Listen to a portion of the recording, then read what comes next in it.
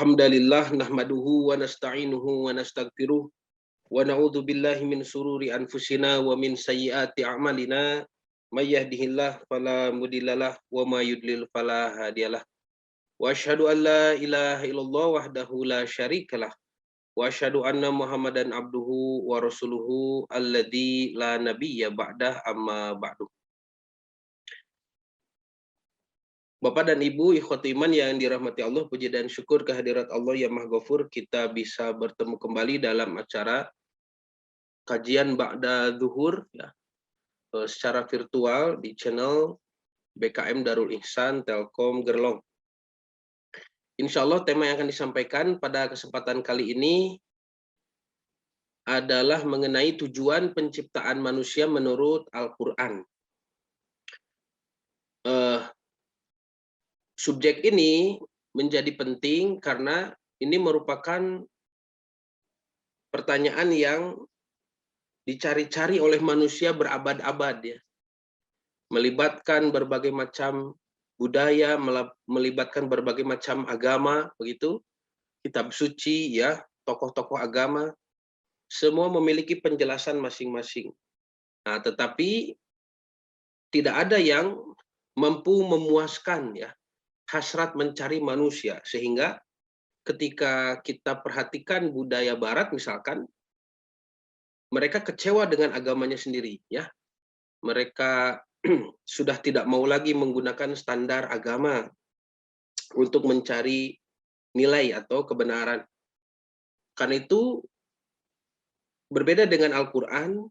Al-Quran justru bukan hanya semakin meneguhkan iman orang Islam, tetapi juga mampu menarik orang-orang non-Muslim, orang-orang yang sebelumnya tidak bahkan sama sekali mengenal Islam, atau mengenal Islam dengan sudut pandang yang salah, itu justru tertarik untuk masuk Islam. Ya.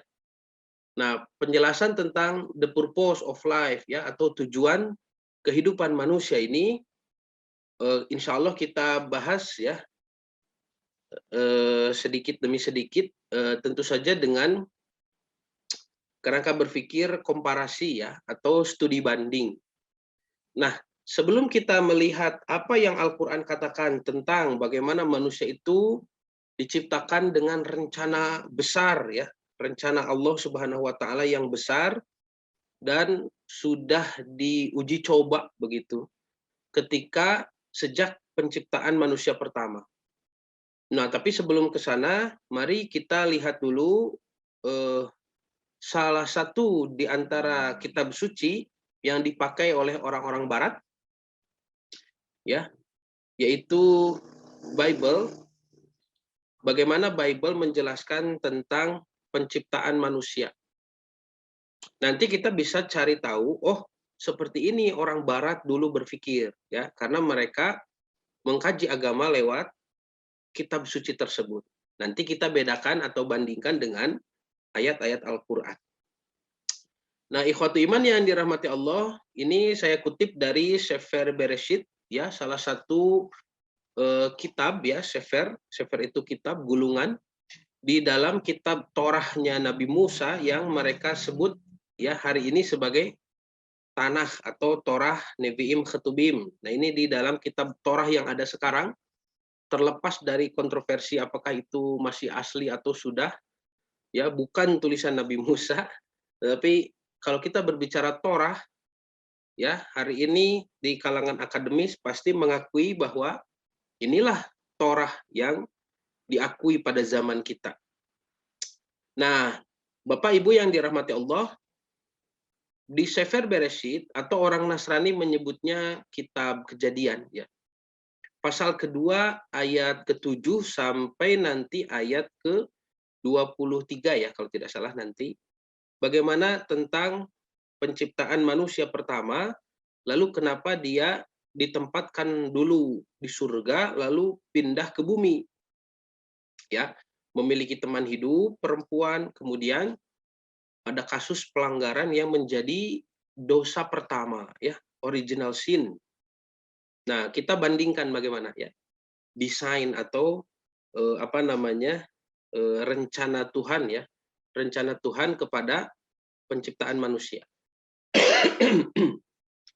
Dikatakan di sini di pasal 2 ayat ke-7, ketika itulah Tuhan membentuk manusia dari debu tanah dan menghembuskan nafas hidup ke dalam hidungnya.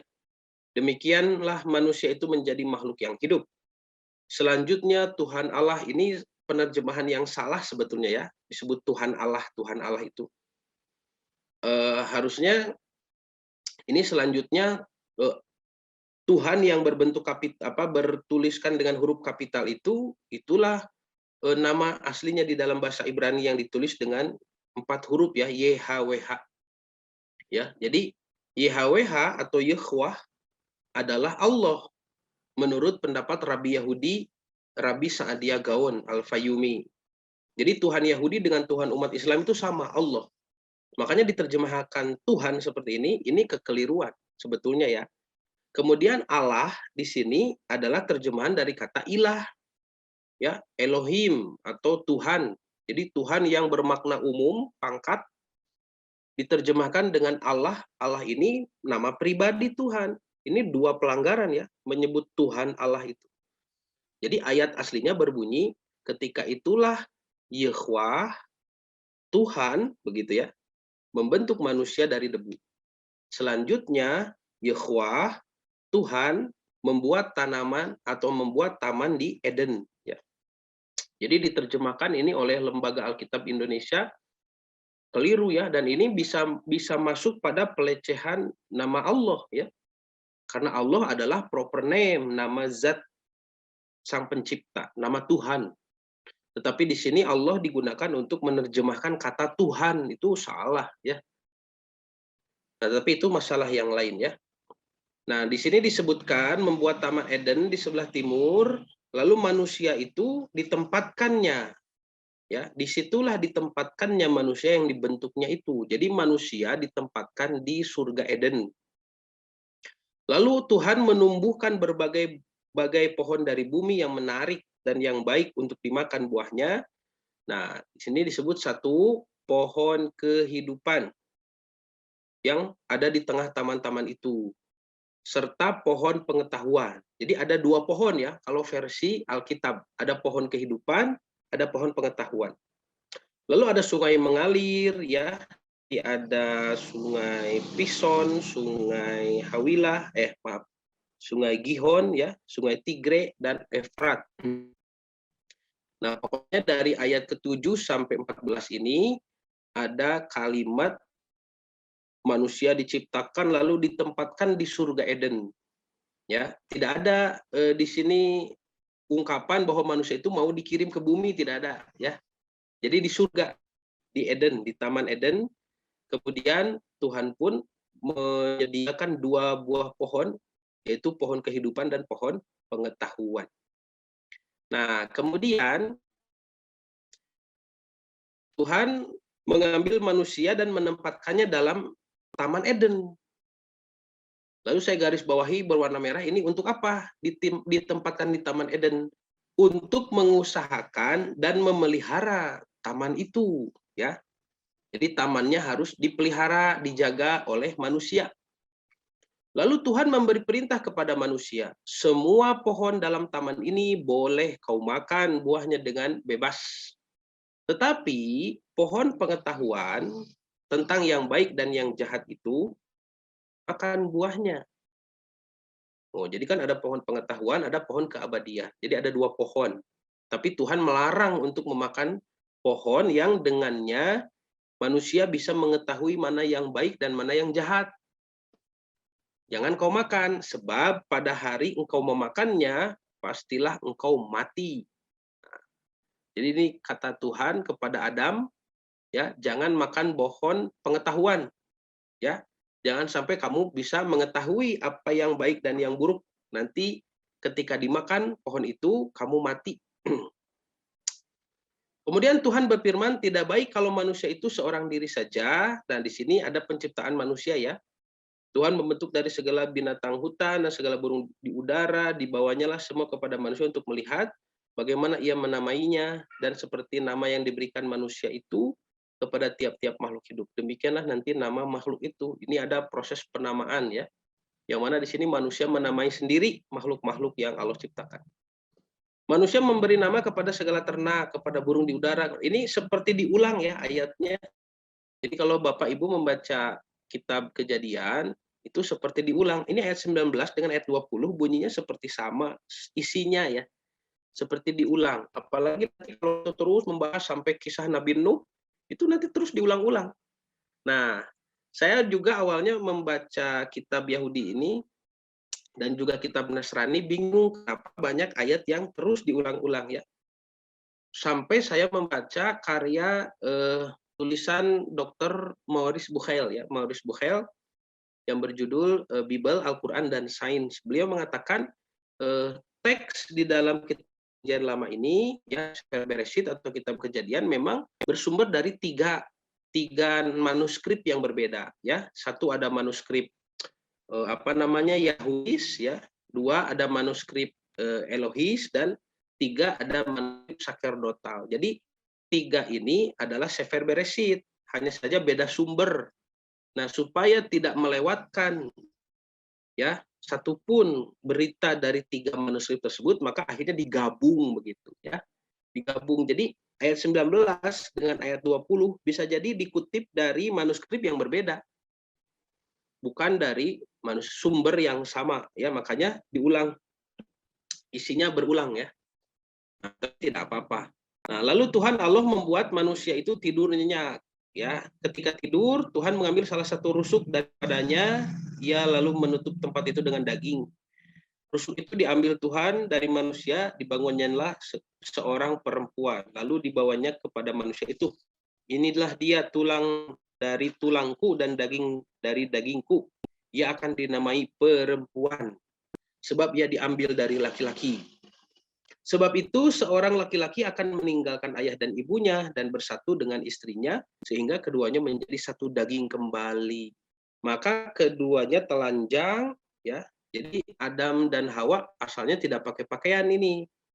Kenapa mereka tidak malu? Tuh, manusia dan istrinya itu, tetapi mereka tidak merasa malu karena tidak mengetahui mana yang baik, mana yang buruk tadi ya. Tidak boleh memakan buah yang bisa menyebabkan Adam jadi tahu mana baik dan buruk. Jadi di sini artinya manusia itu diciptakan lalu disimpan di Taman Eden untuk menjaganya, lalu diberi pasangan, tetapi dilarang untuk berpengetahuan begitu ya, untuk memakan buah pengetahuan.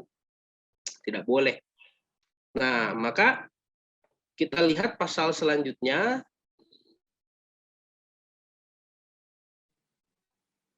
Disinilah mulai manusia digoda ya. Digoda oleh iblis yang menjelma menjadi seekor ular. Adapun ular ialah yang paling cerdik dari segala binatang di darat yang dijadikan oleh Tuhan. Ular itu berkata kepada perempuan itu, tentu saja Allah berkata, semua pohon di taman ini jangan kamu makan buahnya, bukan? Lalu perempuan itu menjawab, ya, Ibunda Hawa maksudnya di sini, buah pohon di dalam ini boleh kami makan, tetapi tentang buah pohon yang ada di tengah taman itu, maksudnya pohon pengetahuan dan pohon kehidupan ya, dua. Jangan kamu makan ataupun diraba, nanti kamu mati. Lalu tetapi ular itu berkata kepada perempuan itu, sekali-kali kamu tidak akan mati. Mual. Nah, makanya nanti ketika pohon itu buahnya dipetik, ternyata tidak mati ya. Jadi kalau di dalam Sefer Bereshit ini ucapan Tuhan dengan ucapan iblis, lebih benar iblis nih. Karena Adam tidak mati ya ketika setelah memakannya. Nah, maka tetapi Allah mengetahui bahwa pada waktu kamu memakannya matamu akan terbuka katanya. Ini kata iblis ya. Kamu akan menjadi seperti Allah. Tahu tentang yang baik dan yang jahat. Nah, perempuan itu melihat bahwa buah pohon itu baik untuk dimakan dan kelihatannya sedap. Lagi pula pohon itu menarik hati karena memberi pengertian, pengetahuan. Lalu ia mengambil dari buahnya dan dimakannya dan diberikan juga kepada suaminya. Tuh, jadi yang memetik siapa ini? Yang memetik adalah Ibunda Hawa menurut versi kitab Yahudi dan Nasrani. Maka inilah nanti yang menjadikan Barat itu menghina perempuan, ya, merendahkan perempuan. Karena perempuan dianggap biang keladi jatuhnya manusia dari surga ke bumi. Ya, buahnya dipetik oleh perempuan. Nah, pembuat dosa begitu ya, perempuan itu dianggap sebagai pembuat dosa, pintu masuknya setan. Lalu diberikan juga kepada suaminya yang bersama dengan dia, dan suaminya pun memakannya.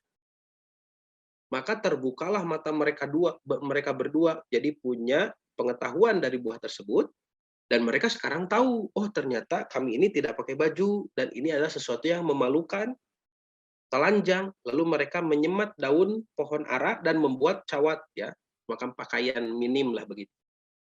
Ketika mereka mendengar bunyi langkah Tuhan yang berjalan-jalan dalam taman itu pada waktu hari sejuk,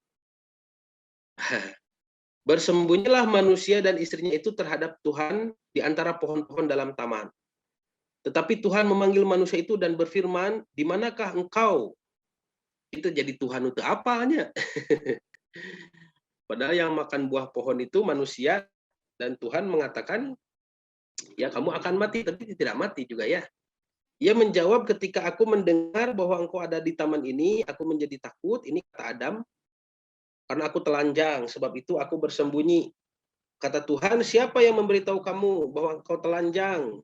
Apakah engkau makan dari buah pohon yang kularang engkau makan itu? Jadi Tuhan paham bahwa kenapa Adam dan Hawa sekarang mengetahui tentang baik atau buruk pakai baju atau tidak pakai baju. Berarti mereka sudah makan buah begitu ya. Nah, jadi dengan memakan buah dari pohon itulah mata mereka terbuka dan mereka menjadi tahu gitu ya, berpengetahuan. Jadi pengetahuan diambil dari pelanggaran, melanggar perintah Tuhan. Itulah nanti peradaban barat modern sekarang. Mereka mengkaji ilmu pengetahuan, mengkaji ilmu sains, mendewakan akal, mereka menyebutnya dengan enlightenment atau zaman pencerahan, mereka memuja rasionalisme, ya, dari zaman modern sampai sekarang postmodern, ya.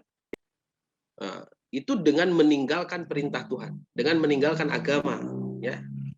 Nah, dengan meninggalkan agama. Akhirnya mereka memiliki peradaban yang sekuler. Nah, kemudian setelah Nabi Adam dimarahi oleh Tuhan, Nabi Adam menjawab, perempuan yang kau tempatkan di sisiku, dialah yang memberi dari buah pohon itu kepadaku, maka aku makan. Jadi Adam menyalahkan perempuan itu karena menurut kisah ini, perempuanlah yang memetik buah tersebut. Kemudian Tuhan berfirman kepada perempuan itu, apa yang telah kau perbuat ini? Jawab perempuan, ular itu yang memperdayakan aku, maka aku makan. Jadi perempuan menyalahkan ular. Lalu berfirmanlah Tuhan kepada ular itu yang merupakan jelmaan iblis, karena engkau berbuat demikian menggoda perempuan, terkutuklah engkau di antara segala ternak dan di antara segala binatang hutan. Dengan perutmu lah engkau akan menjalar, dan debu tanah yang akan engkau makan seumur hidupmu. Aku akan mengadakan permusuhan antara engkau dan perempuan ini, antara keturunanmu dan keturunannya. Keturunannya akan meremukkan kepalamu. Jadi kalau manusia ketemu ular, pasti diserang itu kepalanya ya, supaya cepat mati. Dan engkau ular akan meremukkan tumitnya. Ular itu mematuk kaki manusia. Nah, ini kutukan kepada iblis, kepada ular ya. Kemudian perempuan di sini diberi hukuman khusus. Firman-Nya kepada perempuan itu, susah payahmu waktu mengandung akan kubuat sangat banyak. Dengan kesakitan engkau akan melahirkan anakmu. Namun engkau akan birahi kepada suamimu dan ia akan berkuasa atasmu. Jadi perempuan sebelum diusir dari surga dikutuk dulu. Ini semakin merugikan pihak perempuan ya di dunia barat. Muncul nanti paham misogini, paham merendahkan perempuan. Karena perempuan dianggap makhluk terkutuk ya. Ciri kutukannya adalah harus merasakan sakitnya mengandung dan melahirkan. Beda dengan di Quran ya. Kalau di Quran mengandung dan melahirkan misalkan di surah Luqman ayat 14 itu bukan kutukan tapi kemuliaan. Karena dengan mengandung dan melahirkan perempuan jadi jasanya itu oleh Allah dikutip ya di ayat tersebut dan anak-anaknya diwajibkan untuk berbakti karena jasa tersebut, karena mengandung dan melahirkan sampai menyusui selama 2 tahun begitu ya. Surah Luqman ayat 14. Nah, maka Adam juga tidak luput dari hukuman. Lalu firman-Nya kepada manusia itu, kepada Adam alaihissalam, karena engkau mendengarkan perkataan istrimu dan memakan dari buah pohon yang telah kuperintahkan kepadamu, jangan makan daripadanya, maka terkutuklah tanah karena engkau. Dengan bersusah payah engkau akan mencari rezekimu dari tanah seumur hidupmu. Nah, gitu ya. Lalu semak duri, rumput duri akan dihasilkan bagimu, tumbuh-tumbuhan di padang akan menjadi makananmu. Ini kutukan kepada kita, ya manusia, harus hidup di bumi dengan susah payah. Dengan berpeluh engkau akan mencari makananmu sampai engkau kembali lagi menjadi tanah, karena dari situlah engkau diambil, sebab engkau debu dan engkau akan kembali menjadi debu. Manusia itu memberi nama Hawa kepada istrinya sebab dialah yang menjadi ibu semua yang hidup. Dan Tuhan Allah membuat pakaian dari kulit binatang untuk manusia dan untuk istrinya itu, lalu mengenakannya kepada mereka. Ini susunannya di mana ya? Mungkin ini bisa jadi sebelum pelanggaran harusnya ya. Berfirmanlah Tuhan Allah, sesungguhnya manusia itu telah menjadi seperti salah satu dari kita. Ini Tuhan berfirman. Kata Tuhan, itu manusia sudah metik buah pengetahuan, akhirnya jadi berpengetahuan seperti kita. Kita ini siapa ya? Tahu tentang yang baik dan yang jahat.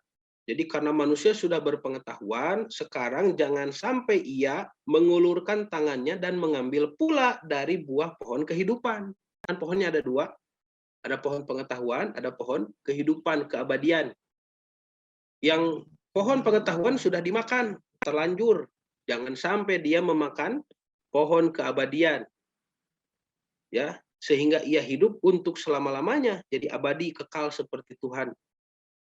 Maka karena takut manusia memakan pohon yang satu lagi, Tuhan Allah mengusir dia dari Taman Eden supaya ia mengusahakan tanah dari mana ia diambil. Setelah itu, di sini terlihat ketakutan Tuhan itu ya. Ia menghalau manusia itu, dihalangi.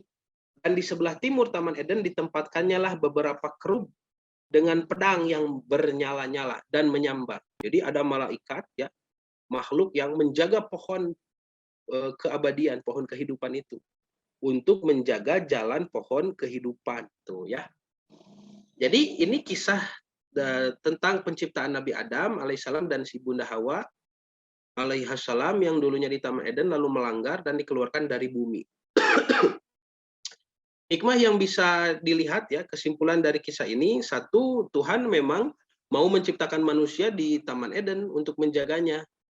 Tetapi karena melanggar, ya akhirnya diusir. Makanya seorang perempuan yang melanggar itu, ya itu dijadikan bulan-bulanan, ya disalahkan. Dan Tuhan itu marah sekali dengan pelanggaran tersebut. Ya, perempuan itu dikutuk, itu ciri daripada kemarahannya. Dikutuk harus merasakan sakitnya mengandung dan melahirkan. Ya. Lalu manusia itu setelah memakan buah tersebut dikeluarkan dari surga, meskipun mereka jadi berpengetahuan, ya, jadi berilmu.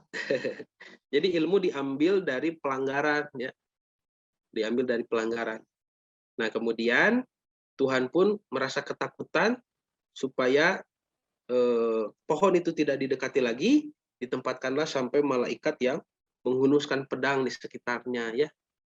Nah juga nanti di pasal ke-6 justru malah disebutkan Tuhan menyesal ya, menciptakan manusia itu.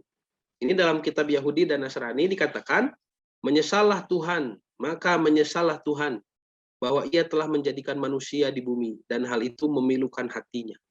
Jadi sudah kecewalah begitu ya Tuhan itu. Makanya kita disebut manusia ini pendosa begitu ya. Pendosa. Nah, mari kita bandingkan kisah tersebut dengan kisah yang ada di dalam Al-Quran. Disinilah kita akan mempelajari bagaimana Al-Quran menyebutkan tujuan diciptakannya manusia.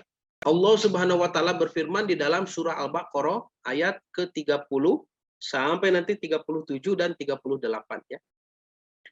A'udzu billahi minasyaitonir rajim. Wa idz qala rabbuka lil malaikati inni ja'ilun fil ardi khalifah. Qalu ataj'alu fiha may yufsidu fiha wa yasfiku dima wa nahnu nusabbihu bihamdika wa nuqaddisu laka. Qala inni a'lamu ma la ta'lamu. Ini awal kisahnya ya. Jadi katakan, ingatlah ada kejadian di sini ya, ketika Allah berfirman kepada malaikat. Firmannya seperti ini, inni ja'ilun fil ardi. Tuh. Dari awal penciptaan Adam itu sudah disebutkan fil ardi, ya. Jadi bukan untuk disimpan di surga, bukan untuk disimpan di Taman Eden, ya. Tetapi di bumi. Aku ingin menjadikan di bumi itu khalifah. Khalifah ini adalah pihak yang bisa mewakili keberadaan Tuhan, ya.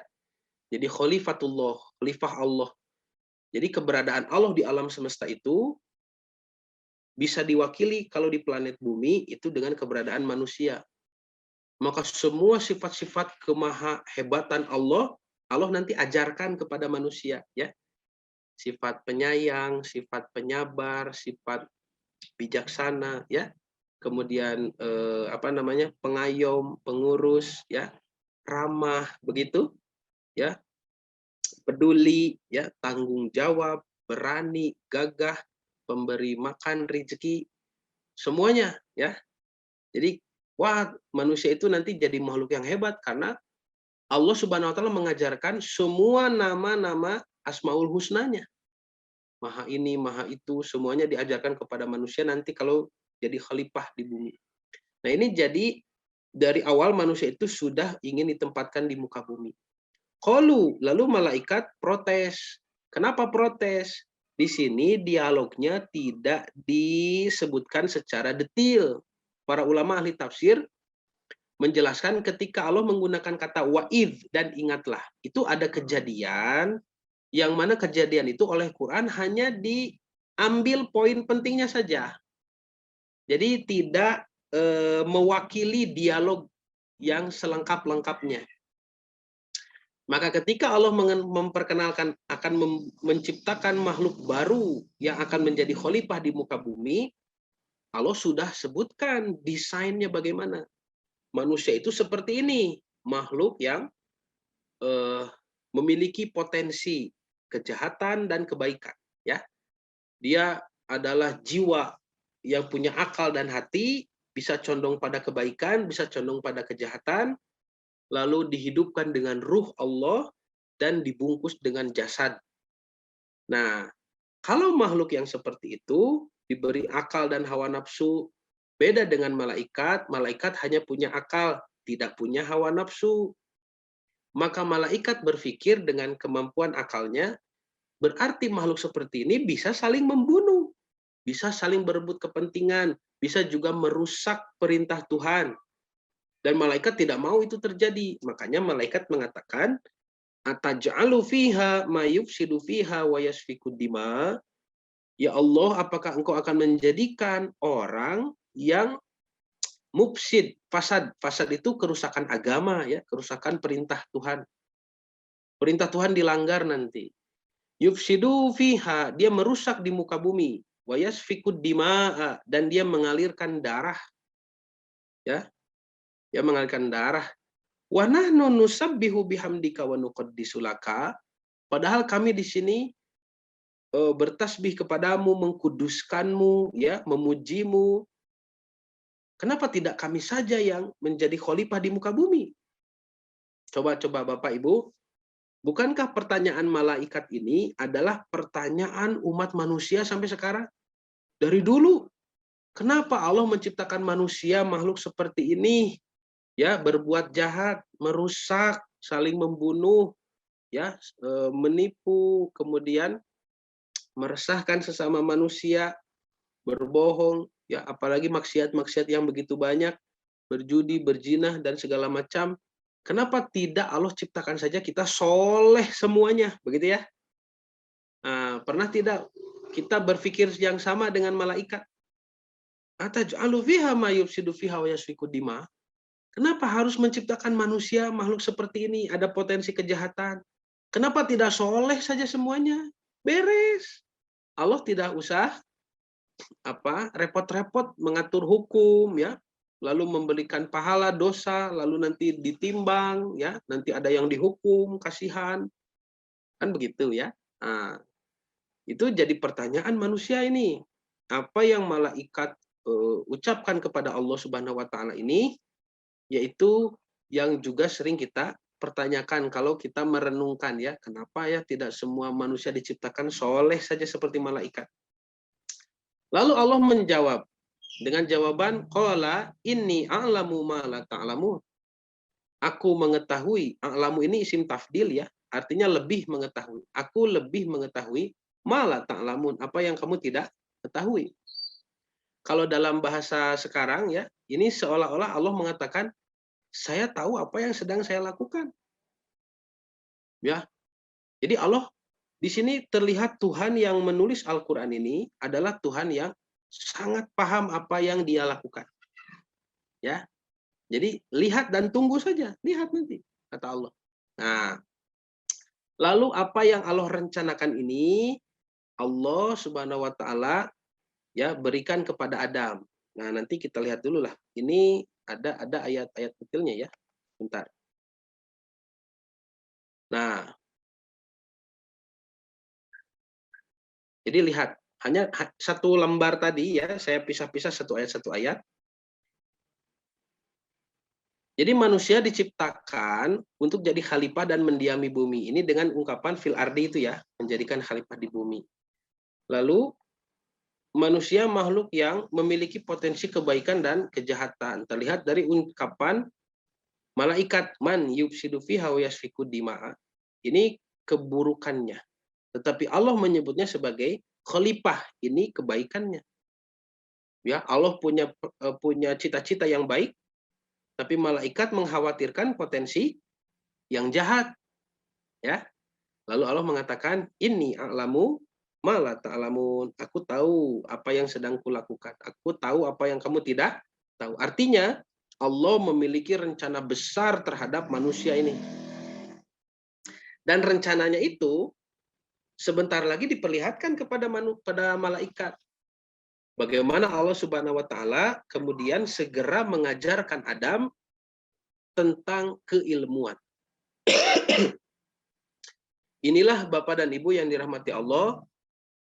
Para ahli tafsir menjelaskan rencana pertama Allah Subhanahu wa taala, tujuan diciptakannya manusia adalah memberikannya kemampuan berpikir dan berilmu. Jadi manusia diciptakan itu untuk mencari ilmu dulu. Nah, nanti di akhir nanti kita simpulkan seperti apa sampai jadi kepada ibadah itu bagaimana? Bahwa Allah mengatakan wa ma khalaqtul jinna wal insa illa liya'budun. Tidaklah kami menciptakan jin dan manusia kecuali hanya untuk beribadah. Itu tidak sederhana. Bagaimana orang bisa beribadah dengan benar, ya? Tidak ujuk-ujuk langsung manusia itu bisa beribadah dengan benar. Karena pernah dijelaskan ya, kita hidup di dunia ini, semua manusia sudah dapat fasilitas. Itulah rahmat Allah yang 1%. Dan tugas kita adalah menyambungkan rahmat yang 1% itu kepada rahmat yang 99%. Maka yang 1% yang sudah kita terima ini namanya Ar-Rahman. Ya, rahmat Allah yang diberi nama Ar-Rahman. Sedangkan rahmat yang 99% tidak dibagikan. Allah tahan di sisinya. Kata Imam Ibnu Abbas, itulah al-jannah, surga. Maka yang 99% itu ar-rahim. Ini manusia, baik kafir ataupun mukmin, mendapat ar-Rahman, fasilitas hidup. Bacalah surah ar-Rahman, apa saja itu. Ya, itulah maha pengasih. Semuanya dikasih, tidak pilih-pilih kasih. Tidak serta-merta karena orang kafir lalu jadi tidak enak makan begitu. Tidak, semuanya diberi, silahkan. Bagaimana nanti dengan fasilitas yang sudah diberikan, kita harus menyambungkannya dengan rahmat yang 99% ar-Rahim. Itu kan tidak sederhana. Tidak ujuk-ujuk manusia bisa beribadah. Ya. Ini ada penyambung dulu. Nah, maka nanti disinilah perjalanan Nabi Adam alaihissalam menjadi petunjuk bagi kita. Bahwasanya Allah mengatakan di sini wa 'allama Adamal asma'a kullaha, dan kami jadikan bagi Adam ya ajarkan ya, dan kami ajarkan kepada Adam semua nama. Nah, ingat di dalam kitab Yahudi dan Nasrani, Adam sendiri yang menamai ya makhluk-makhluk itu. Tapi kalau dalam Quran bukan ciptaan Adam, nama-nama itu adalah ilmu dari Allah. Di sini pakai kata kerja alama ya. Ini dari kata alima ya'lamu artinya mengetahui secara keseluruhan. Idrokul kulli, mengetahui seluruhnya. Jadi Nabi Adam itu diberikan ajaran berupa ilmu yang paripurna. Mengetahui segalanya. Ya. Karena kalau mengetahui sebagian, nanti kalimatnya arofa begitu. Ya. Arofa itu mengenal sebagian. Makanya disebut ma'rifatullah, ya, mengenal Allah itu kan sebagian. Tidak mungkin kita tahu Allah secara keseluruhan. Ya, seperti apa asalnya, bagaimana, dari mana, kan tidak tahu ya. Kita diberitahu pengetahuan tentang Allah di Quran saja, itu arafa, ma'rifatullah. Ibu dan bapak juga dulu ta'aruf, berta'aruf itu kan mengenal sebagian. Kenalan dulu sebelum menikah, ya, mengenal sebagian. Tetapi Adam di sini diajari ilmu dengan lafaz allama. Alima yang alamu itu mengetahui seluruhnya. Artinya jangan pernah kita mengatakan Nabi Adam tidak tahu listrik. Itu menghina kepada Nabi. Dan juga menghina kepada Allah yang mengajarkan Nabi. Ya, bahkan para arkeolog Inggris sekarang kebingungan kan? Kenapa di zaman Babylon, zaman Nabi Ibrahim alaihissalam sudah ditemukan batu baterai? Nah, batu baterai, ya. Apakah Nabi Ibrahim itu ngecas HP, gitu ya? Atau Raja Namrud itu menanak nasi pakai magicom, begitu? Nah, maka Adam diajarkan nama-nama semuanya ilmu-ilmu oleh Allah. Summa aradahum alal malaikat. Kemudian baru diajukan kepada para malaikat untuk diuji ilmunya. Tadi kan malaikat protes. Ya. Malaikat protes karena hanya melihat sisi keburukan manusia.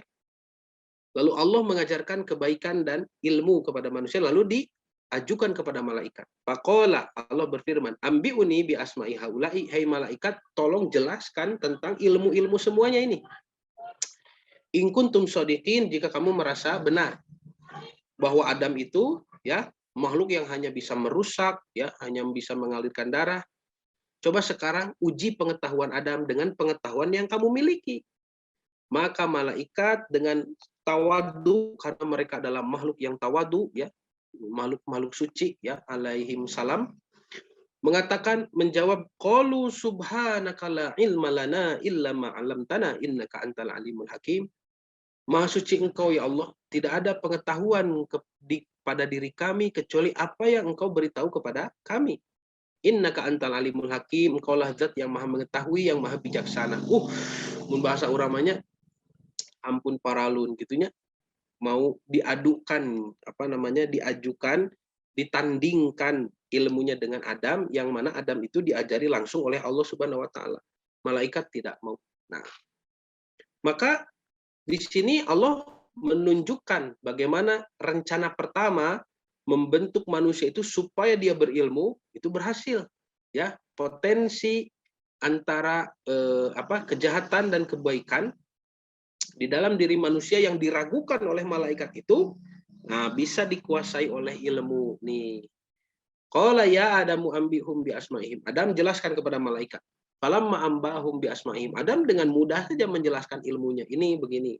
Ya, ilmu-ilmu yang luar biasa menjelaskan teori penciptaan segala macam. Bahkan bukan teori ya, fakta ya, fakta penciptaan. Ini digunakan untuk apa, ini diciptakan untuk apa, ini bagaimana. Itu Adam berpengetahuan luas. Setelah Adam menunjukkan kehebatan ilmunya, qala, Allah berfirman, alam aqul lakum ini alamu ghaibas samawati wal ard. Bukankah aku beritahu kepadamu, wahai malaikat, bahwa aku lebih tahu apa yang ada ya di langit dan di bumi, perkara gaib apapun. Dan aku pun tahu, kata Allah, ma tubdun wa ma kuntum taktumun. Apa yang kamu sembunyikan dan apa yang kamu tampakkan, ya. Atau apa yang kamu nyatakan, perlihatkan, dan apa yang kamu sembunyikan. Pertanyaannya, apa yang ditampakkan dan disembunyikan oleh malaikat? Ya, kata para ulama ahli tafsir, yang ditampakkan oleh malaikat adalah tadi yang dikatakan oleh malaikat kepada Allah. Bahwasanya manusia itu memiliki sisi keburukan. kejahatan, bisa saling membunuh, bisa merusak begitu. Itu yang mereka tampakkan, yang malaikat tampakkan kepada Allah. Ya Allah, lihat, ini malaikat bisa berbuat kejahatan. Tetapi ada juga yang malaikat tidak tampakkan, padahal mereka pun tahu. Wa ma kuntum taktumun, karena malaikat sudah tahu manusia itu makhluk seperti apa, berpotensi bagaimana, tetapi tidak dibahas, tidak diperlihatkan, tidak dipedulikan, tidak diperhitungkan, yaitu potensi kebaikan yang dimiliki oleh manusia. Memang manusia itu bisa merusak karena diberikan pilihan dan hawa nafsu, bisa juga membunuh, ya. Tetapi di saat yang sama manusia itu bisa berbuat kebaikan, bisa juga bermanfaat, bisa juga berbuat hal-hal yang menyenangkan Tuhan, ya, hal-hal yang benar, hal-hal yang bisa bermanfaat bagi dirinya, bagi sesama manusia, bagi alam, bagi binatang, tumbuhan, ya, bisa benar bersikap kepada Tuhan, bisa benar bersikap kepada sesama makhluk. Nah, potensi manusia tentang kebaikan inilah yang wama kuntum taktumun, disembunyikan oleh malaikat, tidak diperhatikan. Nah, disinilah orang-orang yang tadinya mengatakan, kenapa manusia diciptakan selalu berbuat kerusakan? Kenapa kita tidak diciptakan seperti malaikat? Ya, orang-orang seperti ini hanya menyoroti sisi kejelekan manusia saja. Mungkin karena dia kecewa dengan kejadian tertentu, kecewa dengan tokoh tertentu, ya, dengan kejahatannya. Lalu mereka mengatakan, kenapa kita tidak diciptakan seperti malaikat? Padahal manusia sudah memiliki potensi malaikat di dalam hatinya, di dalam jiwanya. Manusia adalah makhluk yang memiliki dua potensi, dan potensi kebaikan serta keburukan itu bisa dikontrol dengan ilmu pengetahuan. Nah, itulah rencana Allah yang pertama, memberikan manusia pengetahuan. Yang mana dengan pengetahuan ini, manusia ternyata menjadi mulia. Bahwa Allah Subhanahu wa taala berfirman kepada malaikat setelah Adam menunjukkan kehebatan ilmunya, usjudu li Adama. Wa idz qulna lil malaikati usjudu li Adama. Dan kami berfirman, kata Allah kepada malaikat, usjudu li Adama, sujudlah kalian kepada Adam. Maksudnya hormati Adam. Hormati Adam, lalu bantu Adam untuk mencapai kesempurnaannya. Karena ini baru rencana pertama, ini dikasih ilmu itu. Belum sempurna ini. Baru dikasih ilmu pengetahuan, malaikat sudah menghormatinya. Wah, ternyata ilmu yang dimiliki oleh Adam luar biasa. Maka hormati Adam. Ya. Lalu bantu Adam dalam proses pengembangannya. Makanya malaikat membantu kita. Bapak Ibu kalau membaca hadis-hadis Nabi Muhammad SAW mengatakan di tubuh kita ini yang bekerja malaikat itu berapa banyak.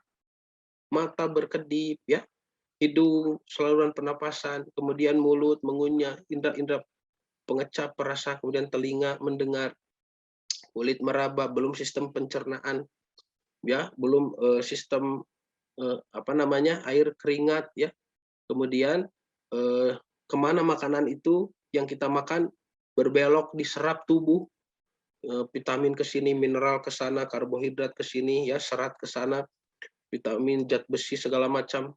Lalu mana yang bermanfaat, mana yang tidak bermanfaat, ada yang menjadi limbah, ya, limbahnya pun ada dua jalan keluar, depan belakang, dan zatnya berbeda, tidak tertukar, ya.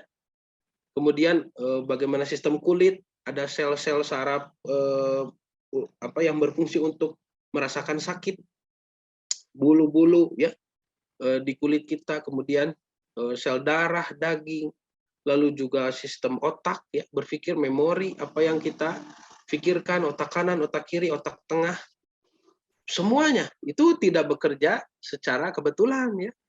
Bahkan Nabi SAW mengatakan dalam sebuah hadis, di mata kita saja ada 60 malaikat yang bekerja. Jadi malaikat itu membantu, ya, belum yang mencatat amal, ya. Malaikat membantu proses Adam mencapai kesempurnaannya. Itulah makna fasajadu, mereka semua bersujud, menghargai Adam, menghormati, ya, dan sudah tidak meragukan lagi. Ya. Malaikat asalnya ragu, sekarang menjadi tidak ragu, bahkan menghormati. Apa yang membedakan? Yang membedakan malaikat tadinya meragukan menjadi menerima dan menghormati kepada manusia adalah al-ilmu, ilmunya, ya. Maka manusia itu mulia dengan ilmu. Jadi kalau Bapak dan Ibu ingin anak-anak kita menjadi orang yang mulia, ingin bahkan mungkin kita sendiri ingin dimuliakan oleh Allah, oleh penduduk langit, oleh penduduk bumi, apa yang kita cari? Ya, bukan dengan mencari materi, bukan dengan memperkaya diri, bukan dengan cara ya hal-hal yang sifatnya duniawi, tetapi kita mulia dengan ilmu, ya. Artinya kita ingin tambah kemuliaan, tambah ilmunya, ya. Tetapi nanti ilmu memiliki tanggung jawab, yaitu berupa pengamalan, ya. Ilmu itu harus diamalkan. Nah, inilah ujian Adam selanjutnya. Ya, rencana Allah Subhanahu wa taala yang kedua setelah memberikan Adam pengetahuan adalah kemampuan memilih. Jadi manusia memiliki potensi memilih, choice, ya. Karena tadi kan terdiri dari potensi kebaikan dan potensi keburukan. Maka Allah Subhanahu wa taala menguji coba. Apakah potensi itu sudah bisa difungsikan oleh manusia sendiri? Tidak lagi bergantung memilih itu kepada petunjuk atau kepada paksaan pihak luar. Manusia bisa memilih sendiri. Nah, diuji sekarang. Jadi Allah menguji coba manusia dihadapkan pada dua pilihan. Apakah taat atau maksiat?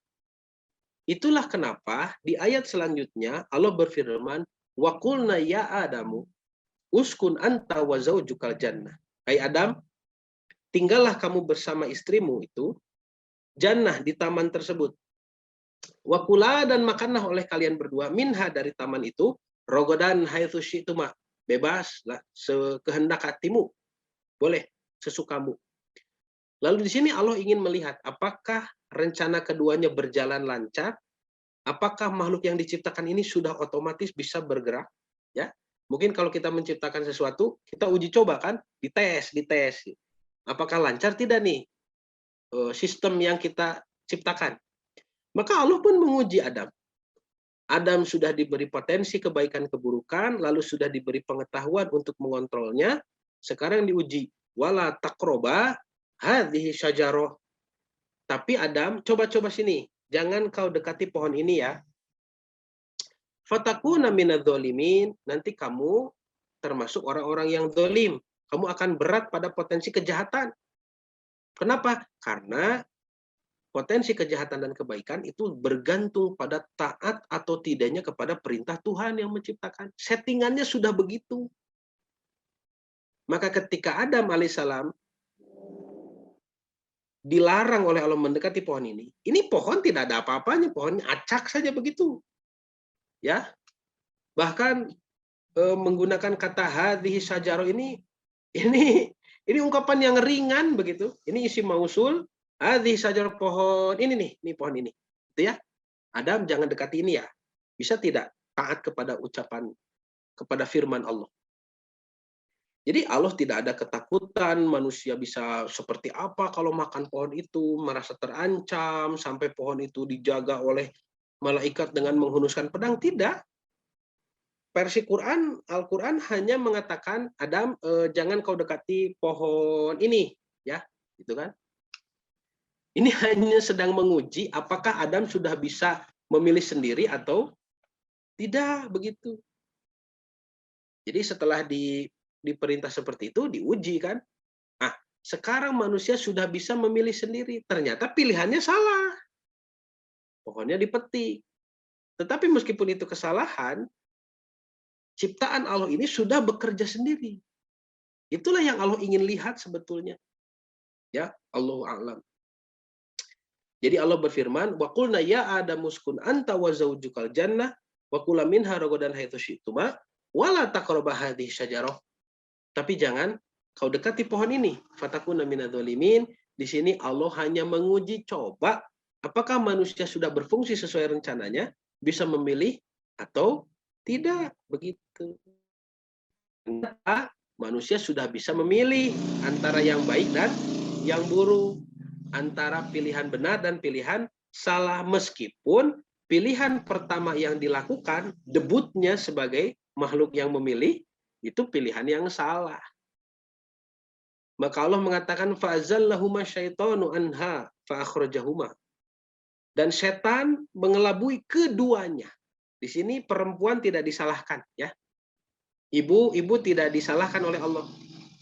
Tapi Allah mengatakan huma ini keduanya. Jadi Adam dan Hawa dikelabui dua-duanya oleh setan. Artinya bukan tanggung jawab perempuan, ya, pilihan yang salah ini. Fa'akhrajahuma mimma kana fi. Lalu ya terperdaya Adam itu, ini terperdaya itu azalla, itu apa ya, semacam terpeleset begitu, ya, terpeleset. Jadi Al-Quran menggunakan kata fa'azallahuma syaitan, maka setan membuat keduanya terpeleset, ya, terperdaya. Jadi bukan berubah jadi makhluk jahat, bukan begitu, hanya terperdaya. Ya terpeleset lah, kalau tidak sengaja, ya, tidak sengaja ini terpeleset, tergoda sesaat. Bayangkan oleh Bapak dan Ibu, ini dosa yang oleh orang Barat diartikan sebagai dosa besar dalam sejarah manusia, yang menyebabkan manusia pindah alam dari surga ke bumi menurut orang Barat, ya. Kalau menurut orang Islam memang manusia diciptakan untuk ditetapkan, didiamkan di bumi.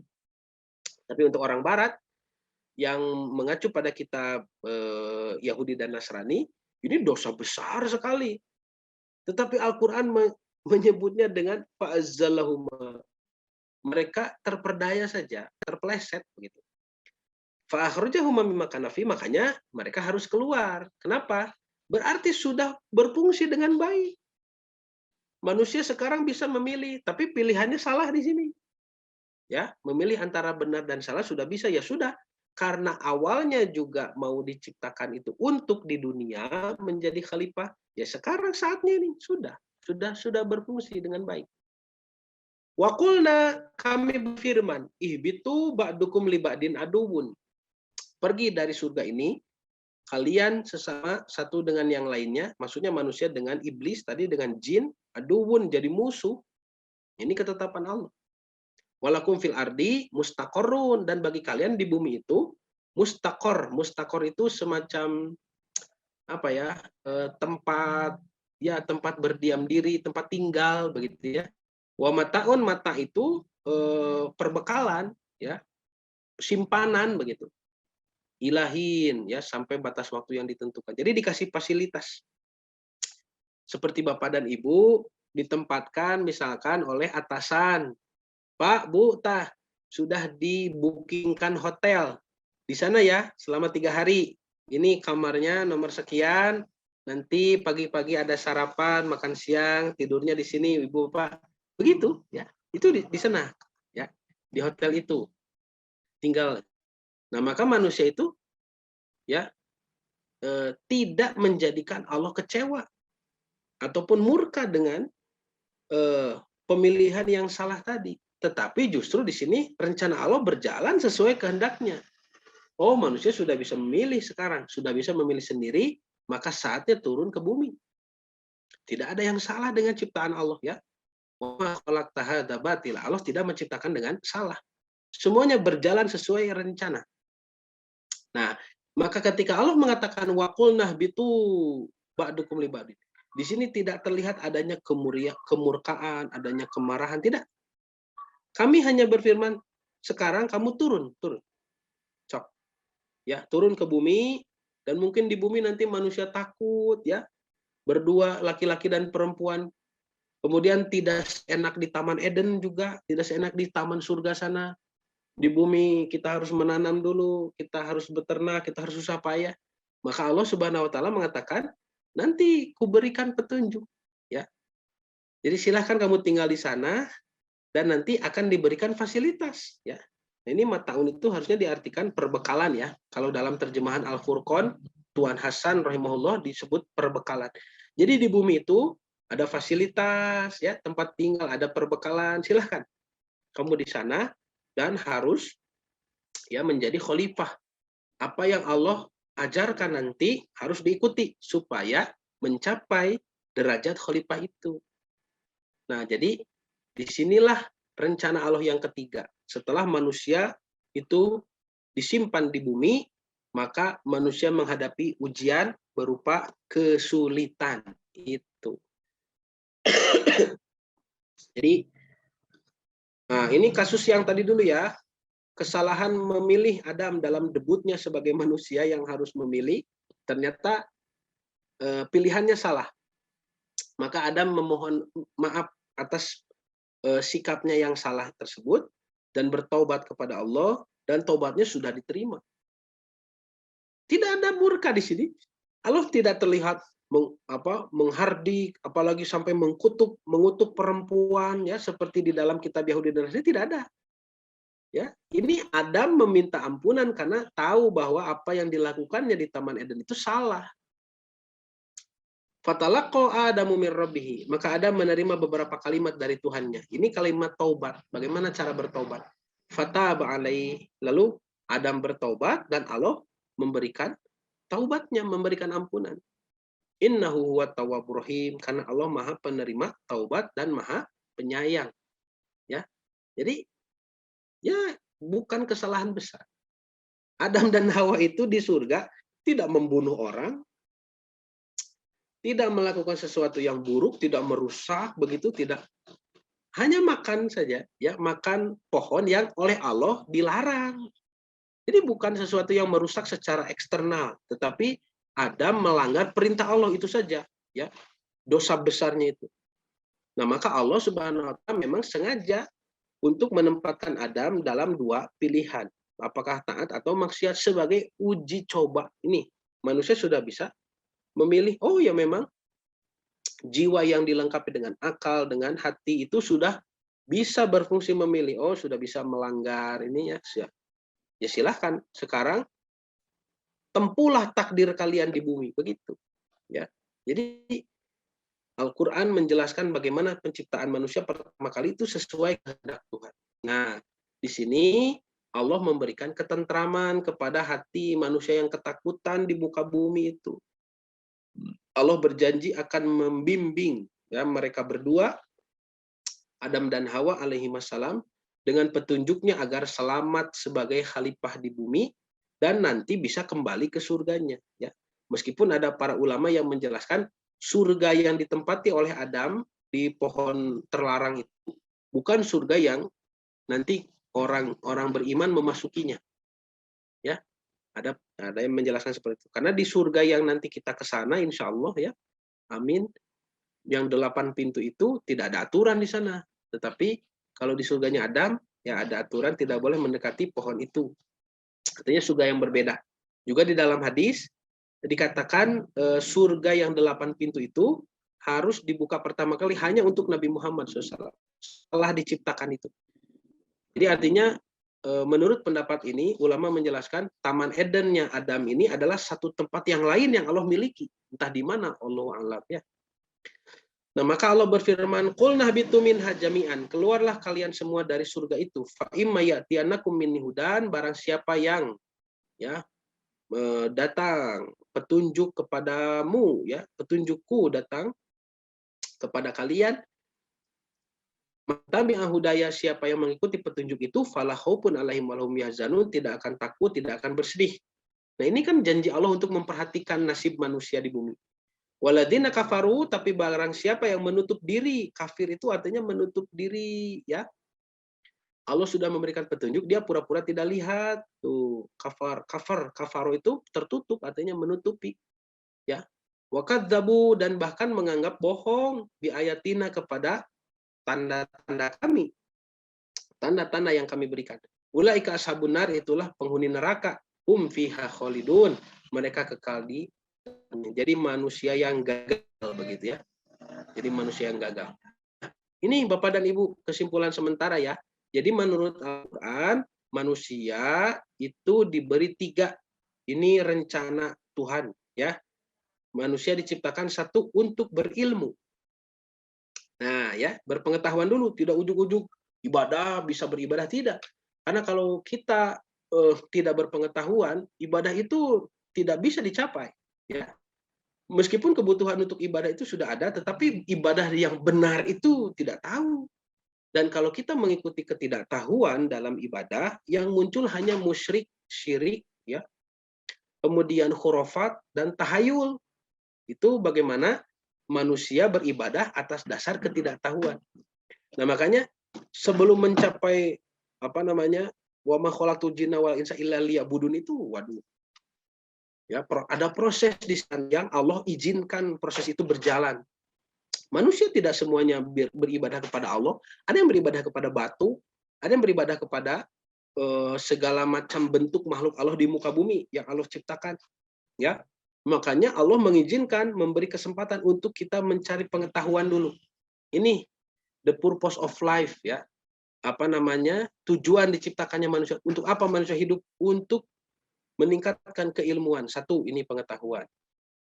Setelah mendapatkan pengetahuan, kita pasti dihadapkan dengan pilihan. Pilihan yang mudah sampai pilihan yang sulit, ya. Dan manusia tidak bisa menghindari dari pilihan itu. Allah nanti berfirman, waja'alnahu inna hadainahu sabila. Surah Al-Insan, ya, surah manusia itu. Inna hadainahu sabila, kami berikan kepada manusia itu jalan.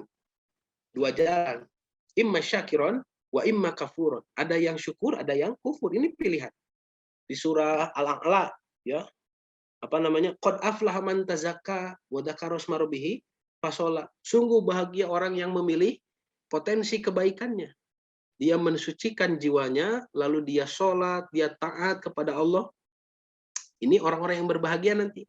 Beda dengan orang yang hubuk dunia, terus mengikuti potensi kejelekannya. Kita selalu berada pada pilihan-pilihan. Dari mulai bangun tidur sampai tidur lagi, itu pilihan-pilihan, ya. Pilihan-pilihan semuanya. Dan Allah selalu melihat dan membimbing kita. Bagaimana ketika kita salah memilih. Ketika Bapak dan Ibu kita semua salah memilih, Allah berikan kesulitan. Nah, ini. Harusnya mencintai Allah itu sepenuh hati, kita malah mencintai istri misalkan sepenuh hati. Bukan artinya tidak boleh mencintai istri, tapi cinta Allah itu nomor satu, ya. Maka ketika istri melanggar perintah Allah, suami harus menegur. Ada suami yang tidak berani menegur, berarti melebihi, ya. Cinta istri itu melebihi cinta Allah, tidak boleh itu. Anak, ya, ketika anak melanggar hukum Allah harus dimarahi. Itu artinya cinta Allah nomor satu, ya. Pilihan kita tepat, tetapi ketika kita tidak berani menegur anak karena sayang, karena kasihan, itu artinya cinta kepada anak nomor satu. Itu kita sudah menjatuhkan pada pilihan yang salah. Apalagi kecintaan kita itu hanya kepada harta, hanya kepada benda-benda materi, hanya kepada pekerjaan misalkan, maka pilihan yang salah itu akan dibebankan kesulitan ini. Ya. Jadi 3 hal ini adalah esensi dari proses manusia nanti untuk menuju ibadah. Ya, berpengetahuan dulu, lalu mampu memilih dan menghadapi kesulitan. Nanti kesulitan ini pasti ada. Semua orang memilih kesulitannya sendiri. Ya. Ketika kita lari dari kesulitan, ibaratnya anak SD tidak mau ikut ujian akhir tahun kelas 6, ya, untuk kelulusan masuk SMP, dia tidak mau ikut ujian, dia ingin pindah saja, pindah sekolah SD. Nanti di sekolah SD yang baru tetap melewati ujian akhir tersebut. Jadi kalau Bapak Ibu kita mengalami kesulitan lalu kita kabur, tidak dihadapi, maka istilahnya kita belum naik kelas. Maka di lingkungan yang baru kita akan mendapatkan kesulitan yang sama. Kenapa? Karena jiwa kita baru di kelas itu, masih kelas 6 SD, belum masuk 1 SMP. Ya. Nah, ini kesulitan-kesulitan. Nah, seiring manusia mencapai ketiga rencana Allah ini, maka Allah sudah memberikan fasilitas dan petunjuk. Nah, nanti selanjutnya dibahas apa yang dihasilkan, ya. Ketika manusia itu sukses, lalu berusaha untuk beribadah sampai menjadi khalifah. Nanti bagaimana Allah Subhanahu wa taala menjelaskannya di dalam Al-Qur'an. Dan kita juga belum membahas tentang ayat-ayat sebagai bukti, ya, bahwa manusia harus berpengetahuan, bagaimana Allah mengharapkan manusia itu berpengetahuan. Kemudian Allah juga mengharapkan manusia benar dalam memilih, dan juga Allah mengharapkan kita menempuh jalan ujian. dan sabar terhadap ujian tersebut. Bagaimana caranya, begitu ya?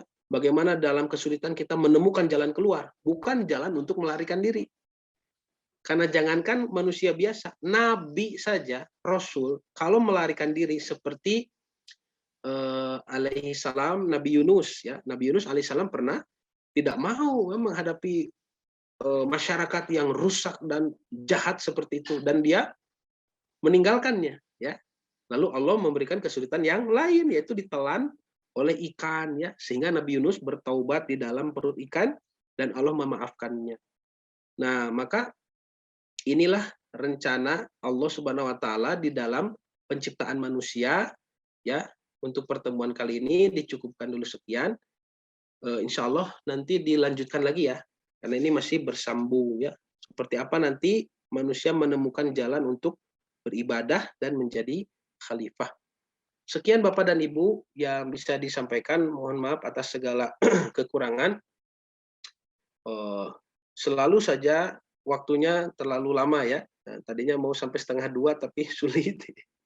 Ya, tidak apa-apalah, mudah-mudahan apa yang disampaikan menjadi ilmu yang bermanfaat khususnya bagi saya sendiri dan menjadi motivasi beribadah kepada Allah lebih tinggi. Saya tutup dengan doa, Rabbana hablana min azwajina wa dzurriyyatina qurrata a'yun waj'alna lil muttaqina imama. Rabbana la tuzigh qulubana ba'da idh hadaitana wa hab lana min ladunka rahmah innaka antal wahhab. Rabbana atina fid dunya hasanah wa fil akhirati hasanah wa qina adzabannar. Aqulu qouli hadza wa astaghfirullah li wa lakum. Wassalamualaikum warahmatullahi wabarakatuh.